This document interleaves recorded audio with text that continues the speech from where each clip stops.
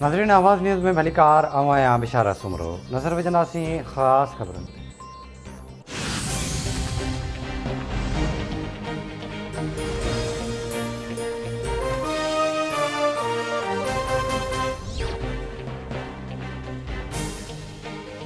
मज़हब जे मामले ते कंहिं सां ज़्यादती नथी करे सघिजे। मुंहिंजे तोहीन लाइ स्कैंडल्स ऐं जाली ख़बरूं हलाई वयूं। मुल्क में ताक़तवर माण्हुनि मुंहिंजी किरदारकुशी कई। अञा कंहिं बि इंसान खे बर्बादु करे सघे थी। वज़ीर आज़म इमरान ख़ान जो अमेरिकी स्कॉलर खे इंटरव्यू चवे थो इंसान खे कामयाबी ऐं इज़त रब पाक ॾींदो आहे।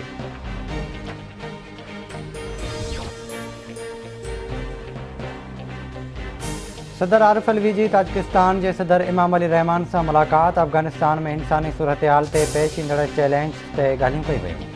सदर आरिफ अलवी ऐं ताजिकिस्तान जे सदर इमाम अली रहमान विच में वधीक ॿतरफ़ी लाॻापा बहितर बणाइण ते इतफ़ाक़। सदर आरिफ अलवी चवे थो पाकिस्तान ऐं ताजिकिस्तान में वापार ऐं सीड़पकारी जे राब्तनि खे हथी ॾियणु ज़रूरी आहे।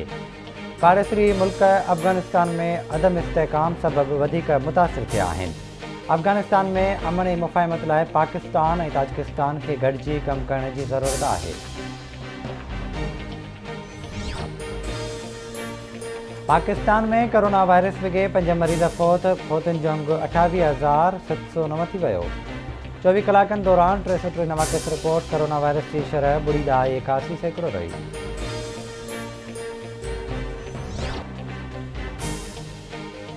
कोरोना वायरस जो सभ खां ख़तरनाक क़िस्म साम्हूं अची वियो। दुनिया में थरथलो माहिर बि परेशान। माहिरनि मूजिबि इन में ओरिजिनल कोरोना वायरस जी भेट में एतिरियूं तब्दीलियूं अची चुकियूं आहिनि जो कोरोना जे हेल ताईं ठाही वेंदड़ वैक्सीन जो असरु 40% ताईं घटि थी सघे थो। कोरोना वायरस जे नए क़िस्म ओमिक्रॉन जी पखेड़ रोकण लाइ पाकिस्तान, हांगकांग ऐं ॾखण अफ्रीका समेत 7 मुल्कनि ते सफ़री पाबंदी लॻाए छॾी। NCOC मूजिबि 7 मुल्कनि खे कैटेगरी C में शामिलु कयो वियो आहे। एमरजेंसी जी सूरत में पाकिस्तानियुनि खे सफ़र करण जी इजाज़त हूंदी ऐं पाकिस्तानी माहिरनि खे वैक्सीनेशन सर्टिफिकेट एयरपोर्ट ते ॾेखारिणो पवंदो।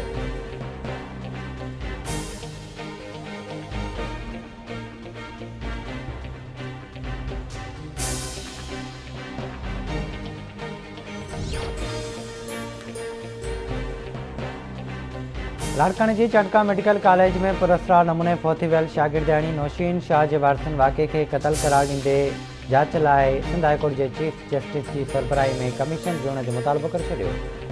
नौशीन जे वालिद हिदायत अली शाह जो चवणु आहे त नौशीन आपघात नाहे कयो, खेसि क़तल करे लाश लटकायो वियो आहे। नौशीन परेशान न हुई, हूअ ख़ुशी विचां घरां कॉलेज लाइ निकिरी हुई।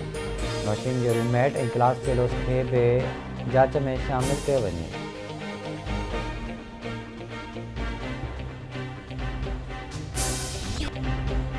ऐं आवाज़ टीवी समेत सिंध इलेक्ट्रॉनिक मीडिया जे सॾ ते 5 डिसंबर ते लिमपरायो सिंध सवारी जे सिरे हेठि सक़ाफ़ती ईद मल्हाइण जूं तयारियूं ज़ोर शोर सां जारी।